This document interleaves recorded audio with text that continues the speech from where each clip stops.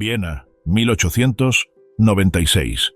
Un respetado neurólogo se presenta ante sus colegas y hace una afirmación tan impactante, tan inusual, que afectará su reputación de la noche a la mañana.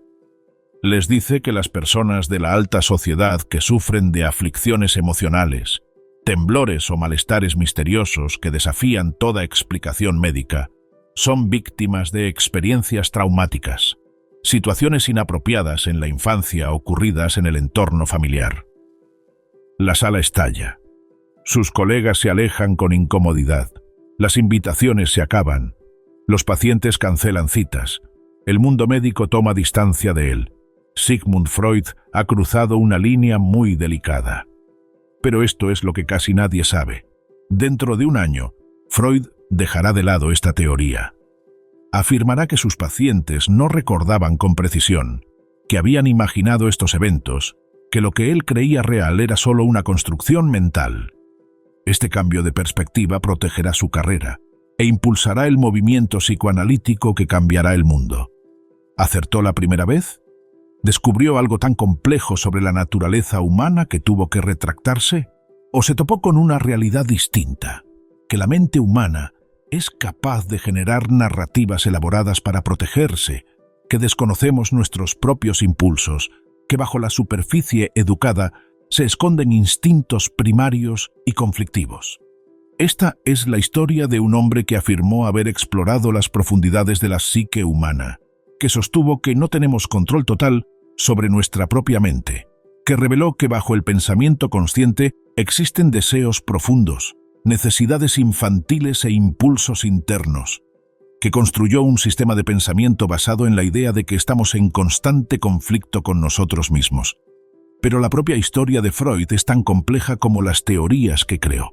Tras la respetable imagen del famoso médico, se escondían contradicciones importantes. Un hombre con una fuerte dependencia a sustancias que cuestionaba el poder de los hábitos. Un líder que exigía lealtad absoluta. Un investigador cuya evidencia provenía de su propio y complejo análisis personal. Un profesional cuyos métodos generaron intensos debates sobre su efectividad. La pregunta que debemos hacernos no es solo si Freud tenía razón, sino si sus hallazgos fueron consistentes. La respuesta nos llevará a un terreno tan profundo como cualquier otra cosa que haya descrito. El hijo ambicioso. Sigmund Freud nació en 1856 en Freiberg, Moravia, un pequeño pueblo de lo que hoy es la República Checa. Su padre, Jakob, era comerciante de lana con un éxito moderado, pero mantenía una vida privada reservada. Jakob tenía 40 años cuando nació Sigmund.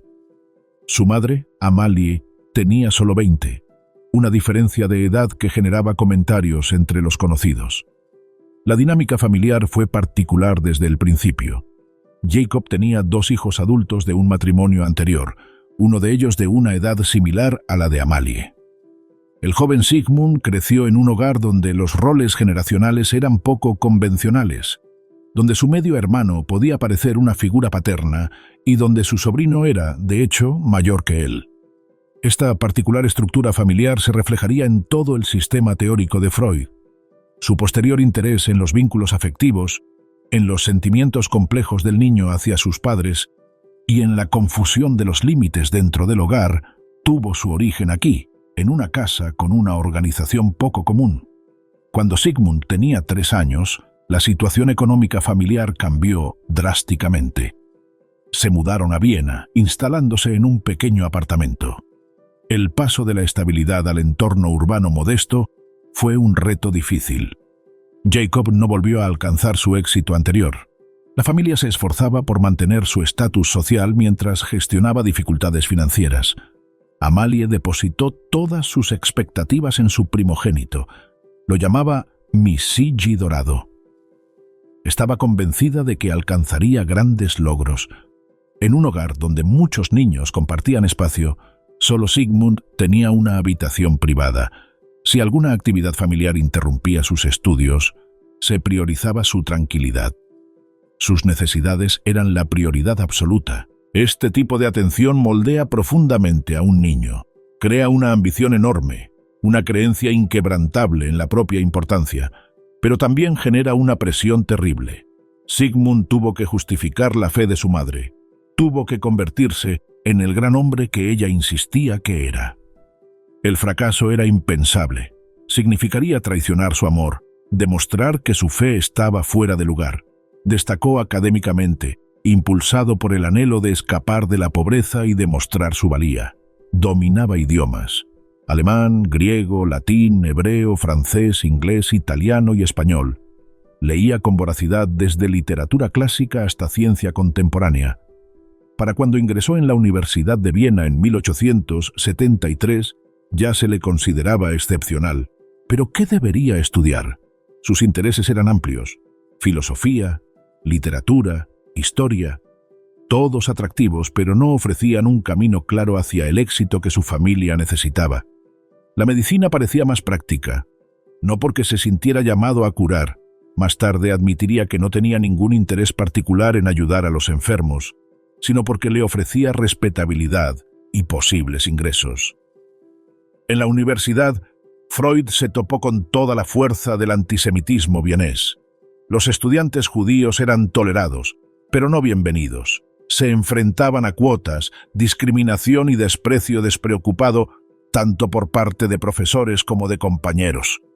Freud respondió con desafío, uniéndose a una asociación de estudiantes judíos, negándose a asimilarse y a disculparse por su identidad. Esta experiencia de ser un forastero, de ver bajo la superficie civilizada de la sociedad los prejuicios y el odio que laten a fuego lento, moldeó profundamente su visión del mundo. Le enseñó que lo que las personas presentan al mundo y lo que realmente sienten a menudo son radicalmente diferentes, que la respetabilidad es una máscara, que la civilización es una fina capa que apenas esconde algo más oscuro. El episodio de la cocaína. En 1884 Freud hizo un descubrimiento que parecía su boleto a la fama. Tenía 28 años, seguía soltero, dependía de su familia y ansiaba establecerse para poder casarse con su prometida, Martha Bernays. Necesitaba un gran avance, algo que le hiciera famoso y le asegurara el futuro. La encontró en un polvo blanco recientemente aislado de las hojas de coca: cocaína. En aquel entonces, la droga apenas se entendía. Algunos investigadores afirmaban que tenía potencial medicinal. Otros eran más cautelosos. Freud se dedicó a investigarla con una energía frenética. Empezó a experimentar consigo mismo, consumiendo cocaína regularmente y registrando sus efectos. Los resultados fueron embriagadores.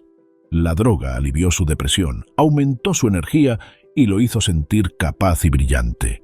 Sus dolencias estomacales crónicas desaparecieron. Su productividad se disparó. Se sintió por primera vez en años genuinamente feliz. Freud se convirtió en el evangelista de la cocaína, escribió artículos elogiando sus beneficios, la recetó a amigos, familiares y pacientes, le envió un poco a Martha, diciéndole que la fortalecería y la haría sana. Se la dio a sus colegas, la recomendó para tratar la adicción a la morfina, la depresión, los problemas digestivos, e incluso como tónico general para mejorar el estado de ánimo y el rendimiento. En una carta a Martha, escribió con una emoción apenas contenida: «Te besaré hasta ponerte colorada y te alimentaré hasta que estés gordita. Y si eres atrevida, verás quién es más fuerte. Una niña dulce que no come lo suficiente o un hombre grande y salvaje con cocaína en el cuerpo». El lenguaje es revelador. La cocaína no solo lo hacía sentir mejor, lo hacía sentir poderoso, masculino, dominante. Compensaba años de sentirse débil e incompetente. La droga estaba resolviendo un problema psicológico, no solo físico. Su artículo más ambicioso, Ubercoca, publicado en 1884, presentó la cocaína como una droga milagrosa prácticamente sin peligros. Desestimó las preocupaciones sobre la adicción, considerándolas exageradas.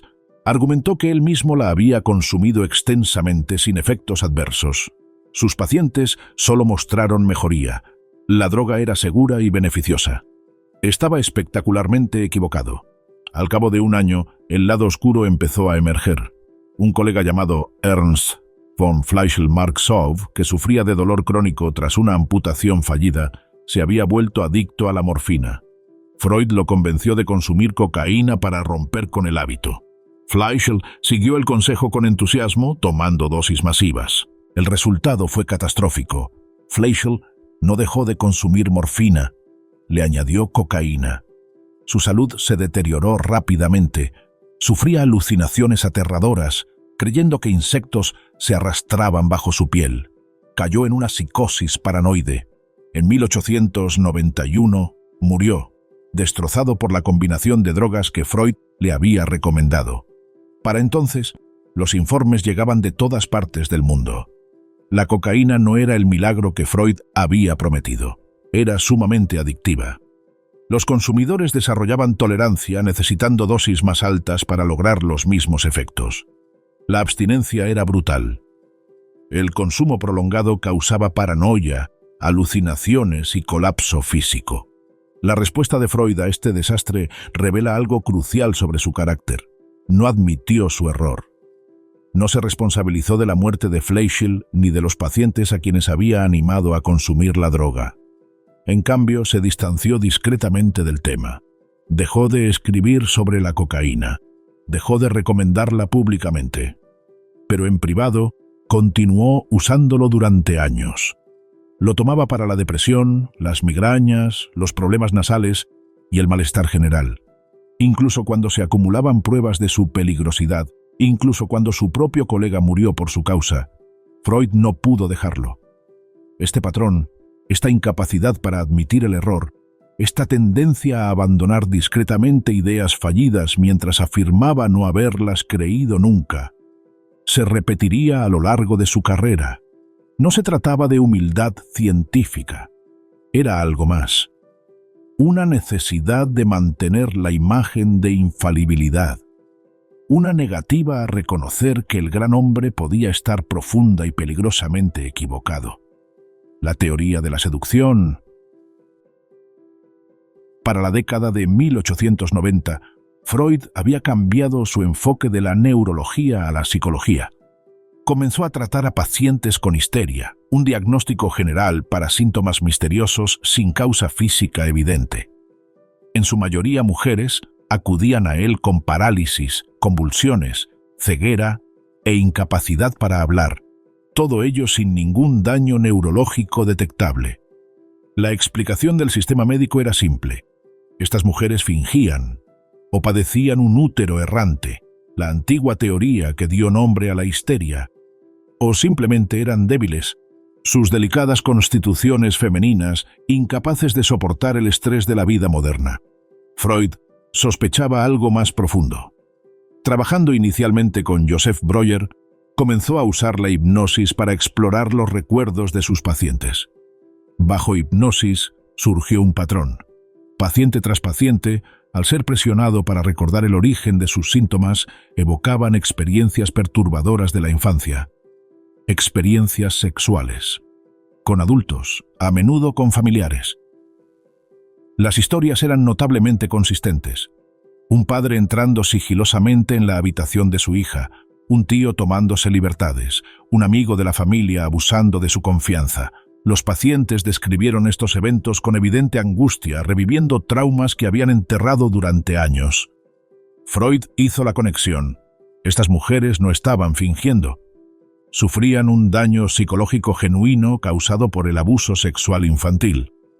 Sus síntomas eran manifestaciones de un trauma reprimido. El cuerpo expresaba lo que la mente se negaba a recordar. En abril de 1896, presentó esta teoría a la Sociedad de Psiquiatría y Neurología de Viena. La llamó la teoría de la seducción, aunque ese término desvirtúa lo que realmente afirmaba. No se refería a la seducción, se refería al abuso sexual infantil, principalmente por parte de sus padres. Les dijo a sus colegas que todos los casos de histeria que había investigado se debían a ese tipo de abuso. Todos y cada uno. Y como la histeria no era infrecuente, la implicación era asombrosa. El abuso sexual infantil en familias respetables era endémico. oculto bajo la superficie de la sociedad civilizada. La reacción fue inmediata y hostil. Sus colegas rechazaron la teoría por completo. La encontraron ofensiva, increíble, un ataque a la familia como institución. Se dice que un asistente le dijo a Freud que debería avergonzarse. ¿Por qué tanta vehemencia? Porque Freud implicaba a su público. Eran hombres exitosos y respetables. Decía que a puerta cerrada, en hogares como los suyos, los padres abusaban sexualmente de sus hijas a un ritmo vertiginoso. Les mostraba un espejo y algo monstruoso. Por un breve instante, Freud estuvo a punto de revelar algo real y terrible sobre el poder, la familia y la violencia sexual. Había escuchado a mujeres contar historias constantes de abuso. Les había creído. Había construido una teoría en torno a sus testimonios. Luego, en 1897, apenas un año después de presentar la teoría de la seducción, la abandonó por completo. El gran retiro. En una carta a su amigo Wilhelm Fliess, fechada el 21 de septiembre de 1897, Freud hizo un anuncio impactante. La teoría de la seducción era errónea. Sus pacientes no habían sufrido abusos sexuales. Habían inventado estos recuerdos, o mejor dicho, su inconsciente había generado fantasías que parecían recuerdos, pero no lo eran. ¿A qué se debe esta inversión? Freud ofreció varias explicaciones. En primer lugar, parecía inverosímil que el abuso sexual estuviera tan extendido, sobre todo entre las clases altas. En segundo lugar, el inconsciente no distingue entre la verdad y la ficción cargada de emotividad. En tercer lugar, estos recuerdos surgían bajo hipnosis, la cual, según él, podía crear recuerdos falsos en lugar de recuperar los verdaderos. Pero la razón más importante que dio fue esta. Había descubierto mediante autoanálisis que él mismo había tenido sentimientos sexuales hacia su madre de niño. Si él, un hombre respetable de familia decente, albergaba tales deseos, entonces quizás todos los niños los albergan. Quizás lo que sus pacientes describían como abuso por parte de adultos era en realidad la proyección de sus propios deseos infantiles sobre padres inocentes. Esta constatación se convirtió en la base de su concepto más famoso, el complejo de Edipo. Según Freud, todo niño atraviesa una fase de deseo sexual por el progenitor del sexo opuesto y una rivalidad asesina con el progenitor del mismo sexo. El niño quiere poseer a su madre y matar a su padre. La niña quiere poseer a su padre y eliminar a su madre. Estos deseos son universales, biológicos e inevitables. No son causados por la conducta parental, sino que surgen del desarrollo de la sexualidad del niño. Al reprimirse, generan neurosis. Si se reconocen y se gestionan adecuadamente, conducen a una sexualidad e identidad adultas saludables. Esto fue revolucionario. Freud había trasladado la fuente del daño psicológico del trauma externo a la fantasía interna, de algo que se le hace al niño a algo que el niño desea, de padres como abusadores a padres como objetos de deseo prohibido. A primera vista, esto parece una corrección científica. Freud recopiló más datos. Se dio cuenta de que su teoría inicial era errónea y la revisó en consecuencia. Se supone que la ciencia funciona así, pero algo no cuadra. Freud afirmó haber descubierto el complejo de Edipo mediante el autoanálisis, al examinar sus propios sentimientos hacia sus padres. Pero su padre, Jacob, falleció en octubre de 1896, apenas 6 meses después de que Freud presentara la teoría de la seducción. La muerte de su padre desencadenó una intensa crisis psicológica que duró más de un año. Durante esta crisis, Freud realizó lo que él llamó autoanálisis, examinando sus sueños, sus recuerdos y sus sentimientos hacia sus padres. De este proceso surgió la comprensión de que había deseado a su madre y había sentido rivalidad hacia su padre. Pero he aquí la pregunta. ¿Fue esta una intuición genuina o una reinterpretación conveniente? Los pacientes de Freud le habían contado historias de abuso paterno. Su teoría de la seducción había destruido su reputación y alejado a sus colegas. Su padre acababa de fallecer, lo que hacía imposible probar o refutar cualquier acusación en su contra. El abandono de la teoría de la seducción y la creación del complejo de Edipo resolvieron múltiples problemas simultáneamente. Restablecieron la relación de Freud con sus colegas al desviarse de la escandalosa denuncia de maltrato infantil endémico. Protegieron la memoria de su padre al replantear cualquier experiencia infantil incómoda como fantasías en lugar de realidades. Desviaron la culpa de los adultos abusadores a los propios deseos del niño. Y creó una teoría universal irrefutable. Si un paciente insistía en haber sufrido abuso, Freud podía interpretarlo como resistencia, como una incapacidad para aceptar que sus recuerdos eran en realidad fantasías. La teoría se volvió infalsificable, inmune a la evidencia contradictoria. La arquitectura de la mente. Con el complejo de Edipo como base, Freud comenzó a construir un modelo elaborado de la psique humana. Visualizó la mente como un campo de batalla donde diferentes fuerzas luchaban por el control, en gran medida fuera de la consciencia. Primero surgió el modelo topográfico. Freud dividió la mente en 3 regiones: la consciente, la preconsciente y la inconsciente. La consciente es aquello de lo que somos conscientes en este momento. Pensamientos, percepciones y sentimientos que actualmente concentran nuestra atención. El preconsciente contiene recuerdos y conocimiento a los que podemos acceder cuando los necesitamos, cosas que se encuentran justo debajo de la superficie de la conciencia. El inconsciente alberga todo lo demás: deseos reprimidos, recuerdos traumáticos, deseos prohibidos, todo lo que la mente consciente se niega a reconocer. Pero el inconsciente no es un almacén pasivo, es dinámico, vivo y constantemente impulsa su contenido hacia la conciencia. Estos deseos reprimidos buscan expresarse, pero no pueden entrar en la conciencia directamente porque son demasiado amenazantes, demasiado inaceptables. Así que encuentran vías indirectas: sueños, lapsus lingüísticos, bromas, síntomas neuróticos, miedos irracionales. La idea de Freud fue que nada es aleatorio. Cada acción aparentemente insignificante, cada nombre olvidado, cada accidente, cada imagen onírica, tiene significado. El inconsciente siempre habla, siempre intenta expresarse. Solo necesitamos aprender su lenguaje. Más tarde, Freud desarrolló un segundo modelo, el modelo estructural, dividiendo la psique en 3 agencias: el ello, el yo y el superyo. El ello es puro instinto, impulsos biológicos puros que exigen satisfacción inmediata. Opera según el principio del placer, buscando la gratificación sin importar la realidad ni las consecuencias. Es infantil, egoísta y amoral. Quiere lo que quiere cuando lo quiere. El ello no piensa ni planifica, solo exige. El ego emerge a medida que el niño se desarrolla, aprendiendo que la realidad no siempre coopera con el deseo. El ego opera según el principio de realidad, mediando entre las exigencias del ello y las limitaciones del mundo externo. Es el yo racional, el planificador, la parte que posterga la gratificación y encuentra maneras realistas de satisfacer las necesidades. El superyo se desarrolla mediante la internalización de las normas parentales y sociales. Es la conciencia, la voz interna de la prohibición y el juicio. Pero no es racional ni equilibrado. Es severo, punitivo, a menudo más severo que el de los padres.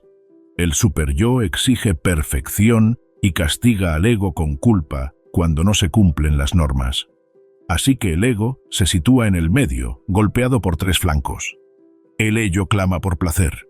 El superyo amenaza con la condenación por cualquier transgresión. La realidad impone sus propios límites inflexibles.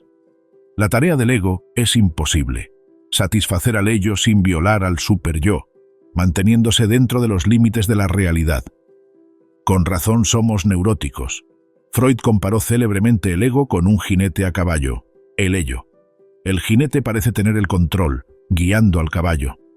Pero el caballo proporciona toda la energía y a menudo va a donde quiere. El jinete solo puede guiar hasta donde el caballo lo permite. De igual manera, el ego solo puede moderar las exigencias del ello, nunca eliminarlas. Este modelo es profundamente pesimista. No hay posibilidad de armonía, ninguna perspectiva de que las diferentes partes colaboren pacíficamente. El conflicto es inherente a la estructura de la mente. Estamos permanentemente divididos contra nosotros mismos, atrapados en una lucha interna que puede gestionarse, pero nunca resolverse. ¿La raíz sexual de todo? En el centro del sistema de Freud hay una afirmación escandalosa. La sexualidad es el motor principal del comportamiento humano y comienza no en la adolescencia, sino en la infancia. Freud propuso que los niños son seres sexuales desde su nacimiento, pero su sexualidad difiere de la sexualidad adulta. La denominó polimorfamente perversa, lo que significa que el bebé busca el placer a través de diversas zonas corporales sin el enfoque ni la dirección que la sexualidad adulta le impondrá posteriormente. Identificó las etapas del desarrollo psicosexual. En la etapa oral, el bebé obtiene placer al succionar, alimentarse y explorar objetos con la boca.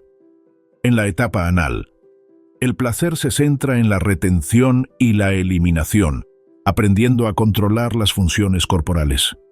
En la etapa fálica, alrededor de los 3 a 5 años, el niño descubre el placer genital y toma conciencia de las diferencias anatómicas entre los sexos. En esta etapa fálica surge el complejo de Edipo.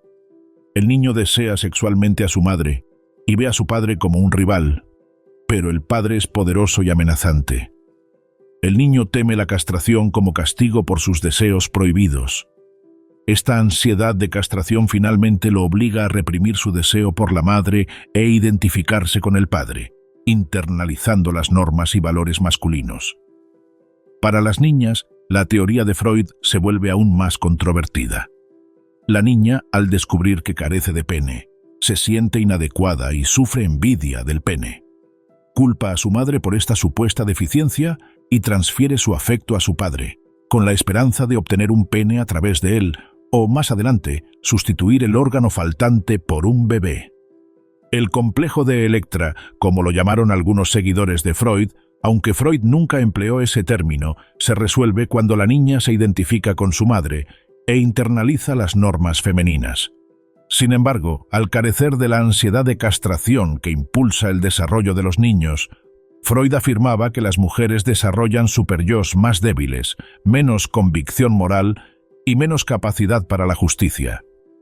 Esta teoría es asombrosamente sexista, reduciendo la psicología femenina a envidia y deficiencia. Pero en la época de Freud se presentó como un hecho científico, una realidad biológica descubierta mediante una cuidadosa observación clínica.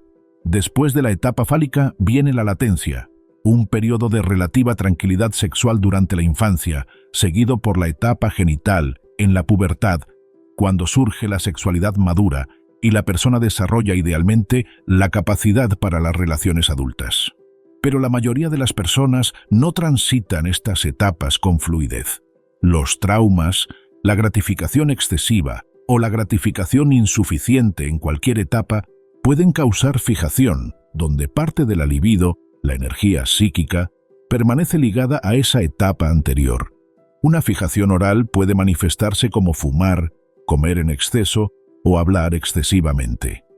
Una fijación anal puede generar tendencias obsesivas, perfeccionismo o tacañería. Las implicaciones de la teoría son asombrosas. Todo comportamiento humano, todo rasgo de personalidad, todo síntoma neurótico, se remonta a una raíz sexual, generalmente originada en la primera infancia. Nada es lo que parece. La ambición es energía sexual sublimada. La devoción religiosa es el desplazamiento de los deseos edípicos. El arte es la compensación por la incompetencia sexual. Una vez le preguntaron a Freud si a veces un cigarro es solo un cigarro, refiriéndose a su propio hábito de fumar 20 al día. Su supuesta respuesta: a veces un cigarro es solo un cigarro, pero en su sistema nada es solo lo que parece. Todo tiene un significado sexual oculto. La interpretación de los sueños. En 1900, Freud publicó lo que consideró su mayor logro, la interpretación de los sueños. El libro tuvo pocas ventas al principio, con solo 600 ejemplares en sus primeros 8 años. Pero Freud estaba convencido de que sobreviviría, y en esto tenía razón. La afirmación central del libro es que los sueños son la vía principal hacia el inconsciente. Todo sueño, por extraño o fragmentario que sea, tiene un significado. Los sueños son satisfacciones disfrazadas de deseos reprimidos. Así es como funciona. Durante el sueño, las defensas del ego se debilitan. El material reprimido del inconsciente intenta aflorar. Pero incluso durante el sueño, persiste cierta censura. El superyo no permite que los deseos prohibidos lleguen directamente a la conciencia. Así, el inconsciente traduce estos deseos en forma simbólica, disimulándolos lo suficiente como para eludir la censura. El sueño que recuerdas, al que Freud llamó contenido manifiesto, es como un mensaje codificado. Bajo él se esconde el contenido latente, el verdadero significado, el deseo prohibido que busca expresarse. La tarea del soñador, con la ayuda del analista, es decodificar el mensaje, revertir el trabajo onírico que transformó el contenido latente en contenido manifiesto. Freud identificó varios mecanismos para el trabajo con los sueños. La condensación combina múltiples ideas o imágenes en una sola imagen onírica, como una fotografía compuesta. El desplazamiento transfiere la intensidad emocional del objeto real a algo más seguro y menos amenazante. La simbolización reemplaza el contenido problemático con símbolos aceptables. La revisión secundaria ordena el sueño, haciéndolo más coherente y menos obviamente absurdo. El resultado es que nada en un sueño debe tomarse literalmente. Si sueñas con subir escaleras, sueñas con sexo. Si sueñas con la muerte de un rey, deseas la muerte de tu padre. Si sueñas con perder dientes, te angustia la castración. Todo objeto alargado es fálico. Todo contenedor o espacio hueco es femenino. Freud ilustró su método con sus propios sueños, en particular el sueño de la inyección de Irma, que analizó con minucioso detalle. El sueño parecía tratarse de un paciente cuyo tratamiento había fracasado, pero mediante la libre asociación, Freud afirmó descubrir su verdadero significado. Era la realización de un deseo, eludiendo la responsabilidad del fracaso del tratamiento y culpando a otros médicos. El método es seductor. Promete que cada sueño contiene un mensaje oculto, convierte al analista en un detective, un descifrador de códigos que desvela secretos, otorga a cada evento mental aleatorio un profundo significado. Pero también es profundamente problemático.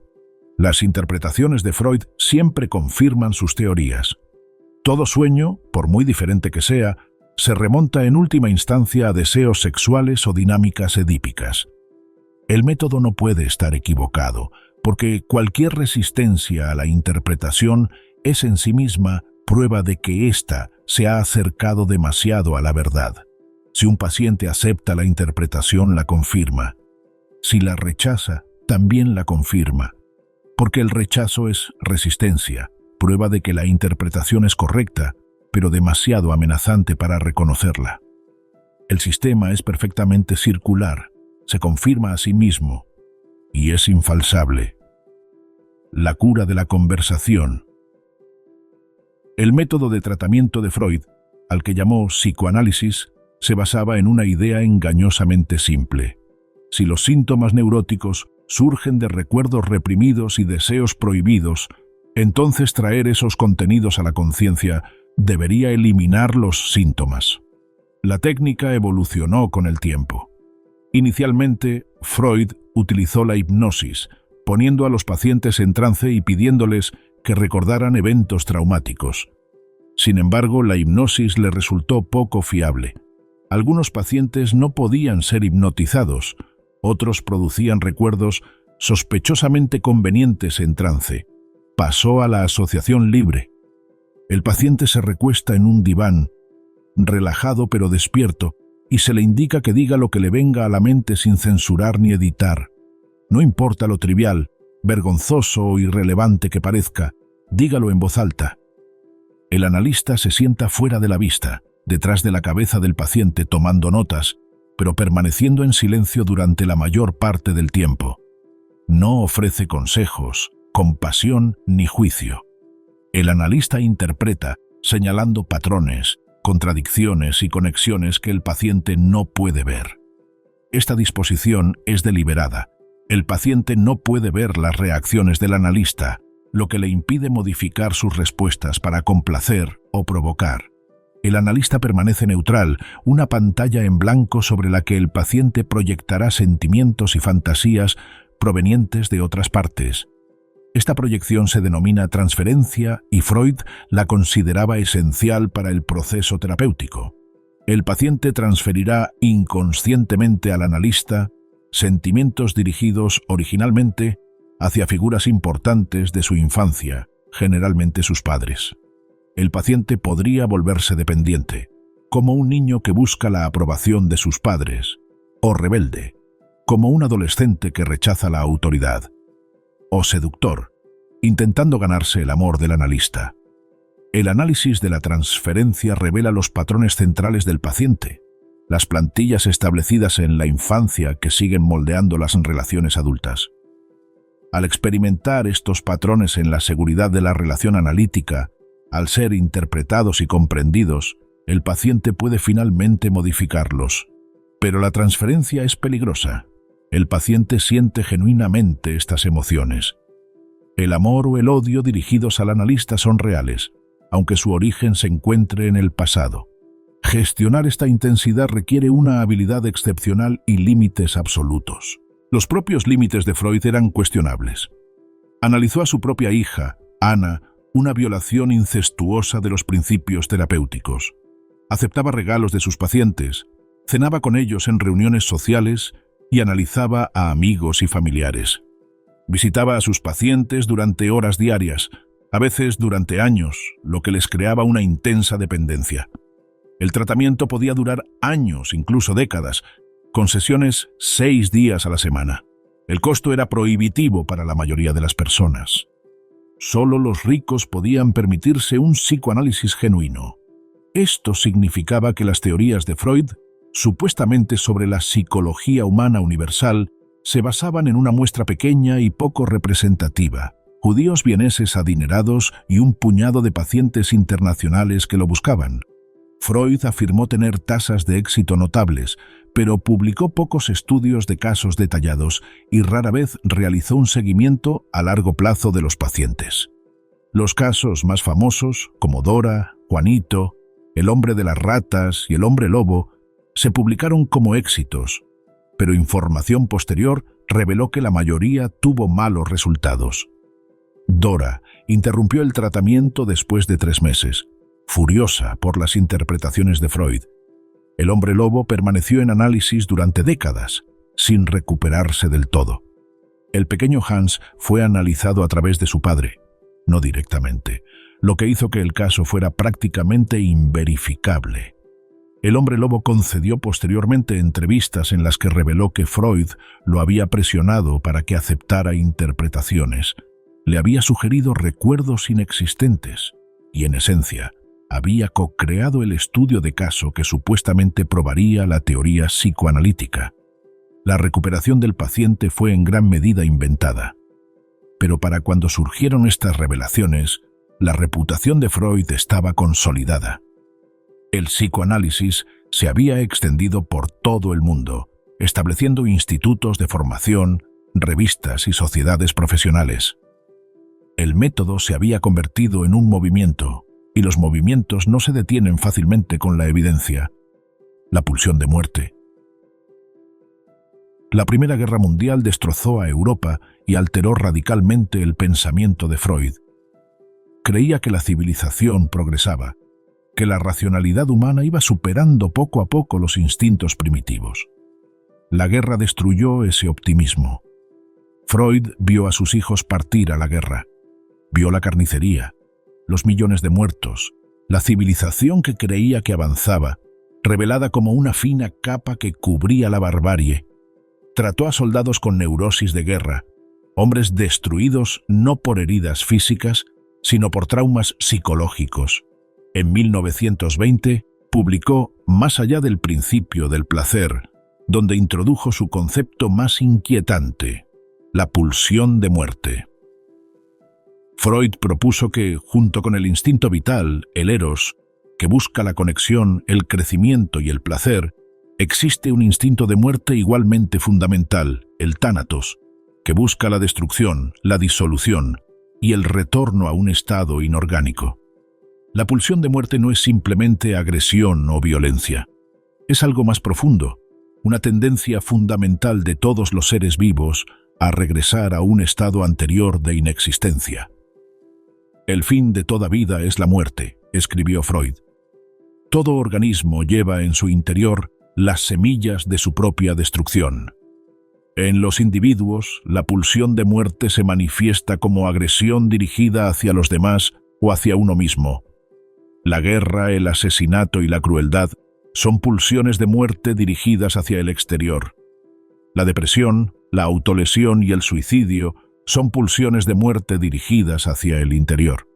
La civilización intenta redirigir estas energías destructivas mediante la sublimación, canalizándolas hacia salidas aceptables como el deporte, la competición o la creación artística. Pero la pulsión subyacente persiste. Freud siempre había sido pesimista, pero esto era diferente. Era la desesperación elevada a la categoría de teoría. Si la pulsión de muerte es real, entonces la destructividad humana no es un problema solucionable. Es inherente a nuestra biología. Somos criaturas que fundamentalmente buscamos nuestra propia aniquilación. Muchos seguidores de Freud rechazaron la pulsión de muerte por considerarla demasiado especulativa y oscura. Pero Freud insistió en ella durante el resto de su vida. Había visto de lo que eran capaces los humanos. Sabía que la civilización era frágil. La pulsión de muerte explicaba lo que el principio del placer por sí solo no podía. ¿Por qué las personas repiten experiencias dolorosas? ¿Por qué nos saboteamos? ¿Por qué la humanidad se tambalea de una catástrofe a otra? La civilización y sus descontentos. En 1930, Freud publicó El malestar en la cultura, su meditación más sostenida sobre el conflicto fundamental entre el deseo individual y el orden social. El argumento es sencillo, pero devastador. La civilización exige la supresión del instinto.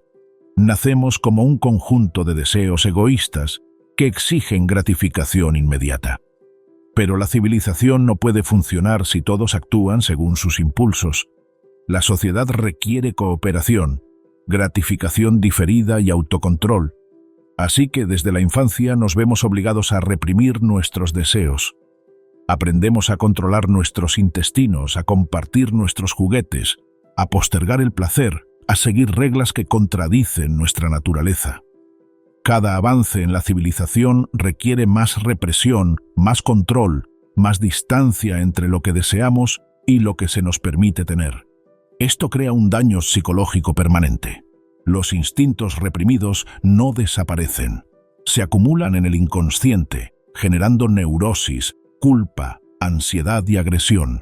Cuanto más civilizados nos volvemos, mayor es el daño psicológico. Freud no vio solución. No podemos volver al estado natural. El buen salvaje es una fantasía. Sin civilización, la vida sería brutal y corta. Pero tampoco podemos perfeccionar la civilización de forma que elimine el sufrimiento psicológico. Nuestros instintos y las exigencias de la civilización son fundamentalmente incompatibles. Lo máximo que podemos lograr es un compromiso difícil, aceptar la neurosis como el precio de la civilización, gestionar nuestro descontento sin aspirar a eliminarlo. Freud creía que la felicidad no es el estado natural del ser humano. En el mejor de los casos, podemos reducir la miseria y alcanzar momentos ocasionales de satisfacción. Esta visión es desoladora. No hay progreso hacia un mundo mejor, ninguna posibilidad de eliminar el sufrimiento, ninguna esperanza de que la naturaleza humana pueda evolucionar más allá de sus limitaciones actuales. Estamos atrapados entre alternativas imposibles, condenados a un conflicto psicológico permanente. El círculo interior y los herejes. A medida que el psicoanálisis se transformó, a partir de la teoría personal de Freud, en un movimiento internacional, Freud exigió lealtad absoluta. Se rodeó de discípulos que aceptaban plenamente sus teorías, y que lo veían no solo como un colega, sino como un maestro. La Sociedad Psicológica de los Miércoles, que posteriormente se convertiría en la Sociedad Psicoanalítica de Viena, se reunía en el apartamento de Freud. El ritual era formal, casi religioso. Los miembros presentaban ponencias. Freud respondía, ofreciendo interpretaciones y correcciones. El desacuerdo solo se permitía dentro de límites estrictos. Freud formó un círculo íntimo, el comité, compuesto por 6 seguidores de confianza: Karl Abraham, Sándor Ferenczi, Ernest Jones, Otto Rank, Hans Sachs y Max Eitingon. Llevaban anillos que Freud les había regalado, símbolo de su estatus especial. Se consideraban protectores de la ortodoxia psicoanalítica, defendiéndola de la distorsión tanto de personas externas como de personas internas con poca lealtad. Pero proteger la ortodoxia requería castigar la herejía. Uno a uno, los seguidores más talentosos de Freud rompieron con él por desacuerdos teóricos, y uno a uno fueron expulsados. Alfred Adler fue el primero. Propuso que la principal motivación humana no era la sexualidad, sino el afán de superioridad, la superación de los sentimientos de inferioridad. Freud interpretó esto como un rechazo al psicoanálisis en sí. Adler lo abandonó en 1911 y fundó su propia escuela de psicología individual. La deserción de Carl Jung dolió aún más profundamente. Jung había sido el heredero elegido por Freud, el joven brillante que llevaría el psicoanálisis a la siguiente generación. Pero Jung no podía aceptar la primacía de la sexualidad. Consideraba que el inconsciente contenía más que deseos reprimidos, pues incluía potencialidades espirituales y sabiduría colectiva. La ruptura se produjo en 1913, dejando a Freud devastado y furioso. Nunca volvió a hablar con Jung. En sus escritos posteriores, descartó las ideas de Jung como un disparate místico, una regresión al pensamiento precientífico. Otto Rank, miembro del círculo íntimo, propuso que el trauma del nacimiento era más fundamental que el complejo de Edipo. Fue expulsado. Wilhelm Reich, quien intentó sintetizar el psicoanálisis con el marxismo y desarrolló teorías cada vez más excéntricas sobre la energía orgónica, fue expulsado. Incluso Sándor Ferenczi, uno de los amigos más cercanos de Freud, se distanció tras desarrollar técnicas que Freud consideraba demasiado empáticas, demasiado propensas a satisfacer las necesidades emocionales de los pacientes. El patrón era constante. El desacuerdo teórico se consideraba una traición personal. Antiguos aliados se convertían en enemigos. El debate matizado era imposible porque las teorías de Freud no eran meras posturas intelectuales, sino expresiones de su identidad. Cuestionar las teorías era atacar al propio Freud. La ciencia no funciona así. Avanza mediante el desafío y la revisión. Las teorías están pensadas para ser probadas, criticadas y mejoradas o descartadas con base en la evidencia. Pero Freud trató el psicoanálisis más como una religión revelada, un conjunto de verdades que debía preservarse y defenderse, en lugar de cuestionarse y mejorarse. Los últimos años. En 1923, Freud notó un tumor en la boca. Había fumado 20 puros al día durante décadas, negándose a reducir su hábito a pesar de las advertencias médicas sobre sus peligros. El diagnóstico fue cáncer de mandíbula y paladar. Durante los siguientes 16 años, Freud se sometió a 33 cirugías, cada una más desfigurante que la anterior. Los cirujanos le extirparon partes de la mandíbula y el paladar le colocaron dolorosas prótesis, intentando desesperadamente evitar la propagación del cáncer. Continuó trabajando a pesar de todo, escribiendo, atendiendo pacientes, manteniendo correspondencia. Rechazó la mayoría de los analgésicos porque quería tener la mente despejada. El dolor era constante, a veces insoportable. Comía con dificultad. Hablar se convirtió en un desafío. Pero no paraba. En 1933, los nazis llegaron al poder en Alemania. Quemaron los libros de Freud en hogueras públicas, junto con los de otros intelectuales judíos. El psicoanálisis fue declarado una ciencia judía, decadente y corruptora. Los analistas huyeron de Alemania y Austria, dispersándose por Europa y América. Freud permaneció en Viena obstinado, negándose a creer en el peligro hasta que fue casi demasiado tarde. En marzo de 1938, Alemania se anexionó a Austria. Las tropas nazis entraron en Viena. En cuestión de días allanaron las oficinas de la editorial psicoanalítica y el propio apartamento de Freud. Su hija Ana fue arrestada e interrogada por la Gestapo. La liberaron, pero el mensaje era claro: ni siquiera la fama internacional de Freud lo protegería indefinidamente. Finalmente, a instancias de amigos y colegas, Freud accedió a partir. Sus adinerados partidarios pagaron un rescate cuantioso. Se le permitió emigrar a Londres junto con su familia inmediata. Sus 4 hermanas mayores se quedaron. Todas morirían en campos de concentración. En Londres, Freud vivió su último año en una casa de Hampstead, rodeado de la colección de antigüedades que había reunido durante décadas. Continuó escribiendo hasta que el cáncer se lo impidió. Para septiembre de 1939, el cáncer se había extendido sin control. La mandíbula de Freud se estaba pudriendo, el dolor era constante, apenas podía comer ni dormir. Llamó a su médico, Max Schur, y le recordó una promesa que le había hecho años atrás. Cuando el sufrimiento se volvió insoportable y la recuperación imposible, Schur había accedido a ayudar a Freud a morir. Schur cumplió su promesa. Le administró morfina y luego más morfina. El 23 de septiembre de 1939, a los 83 años, Sigmund Freud falleció.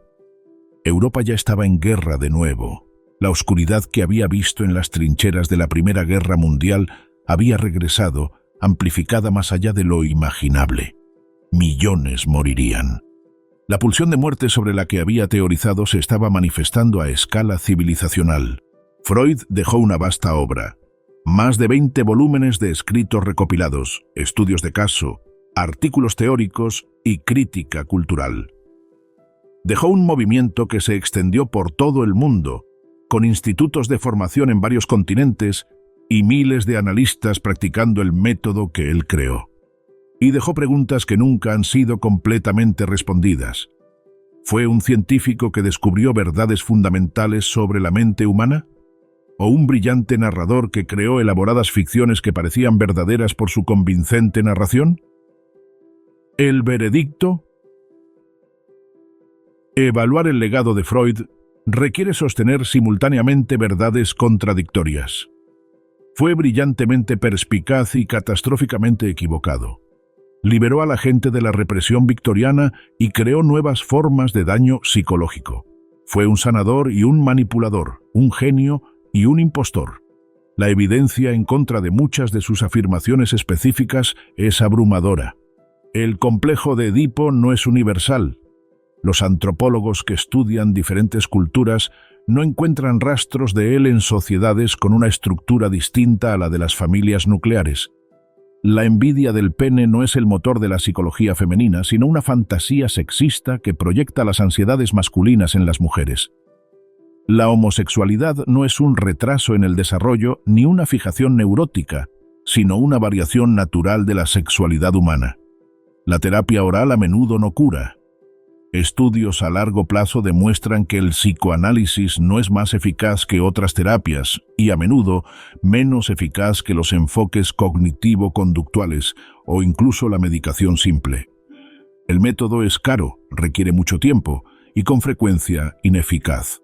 Muchos de los casos más famosos de Freud fueron fracasos que él presentó como éxitos. Sus afirmaciones teóricas se basaban en muestras minúsculas y poco representativas. Su método es infalsable, diseñado para interpretar cualquier evidencia como confirmación.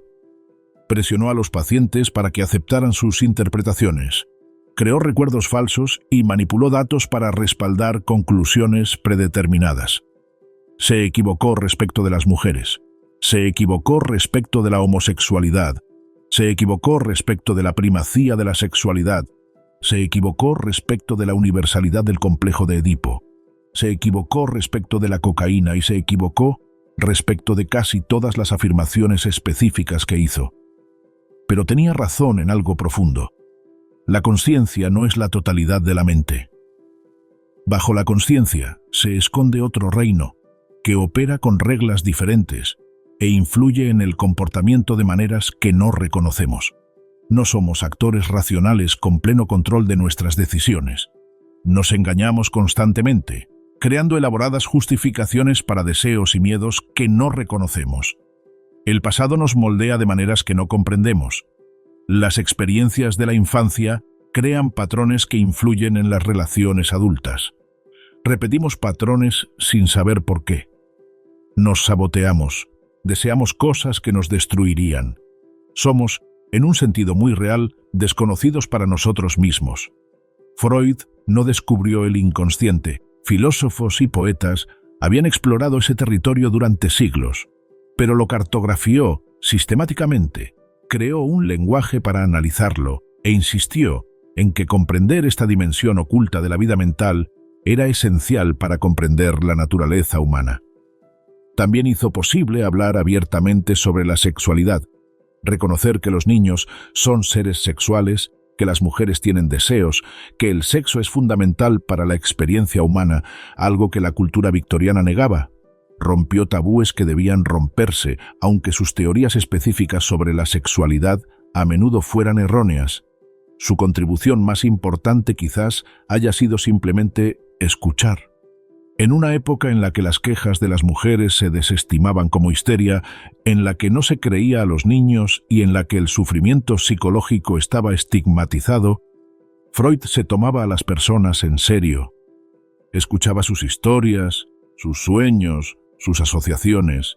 Creía que lo que decían importaba, que sus síntomas tenían significado, que a menudo malinterpretaba lo que oía, que forzaba experiencias en marcos teóricos que las distorsionaban, que a veces causaba más daño que curación. Todo esto es cierto, pero el acto mismo de escuchar, la insistencia en que la experiencia interior merece una atención sostenida, fue revolucionario. La oscuridad que Freud vio en la mente humana era real. Albergamos impulsos destructivos. Somos capaces de una crueldad terrible. La civilización es frágil, constantemente amenazada por las fuerzas que intenta contener. La creencia optimista de que la razón y el progreso triunfarán inevitablemente es ingenua, pero la visión de Freud era incompleta. Veía la oscuridad, pero no la luz. Entendía el conflicto, pero no la cooperación.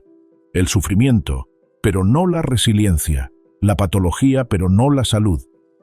Su psicología describe a las personas dañadas, no a las personas completas. Explica lo que sale mal, pero ofrece poca orientación sobre lo que sale bien. Quizás ese sea el veredicto final. Freud fue un brillante explorador del daño psicológico que confundió el panorama de la neurosis con todo el territorio de la naturaleza humana. Cartografió el inframundo con extraordinaria precisión, pero insistió en que era lo único que existía. La mente humana es más oscura de lo que nos gustaría creer, pero también es más extraña, más resiliente, más misteriosa de lo que Freud imaginó. Contenemos contradicciones que él nunca resolvió, potencialidades que su sistema nunca reconoció, profundidades que su método nunca alcanzó. La oscuridad es real, pero no lo es todo. Y quizás esa sea la limitación del hombre que afirmaba haber penetrado hasta el fondo del alma humana. Vio solo hasta donde sus propios conflictos le permitían. La oscuridad que describió era genuina, pero también era, al final, la suya.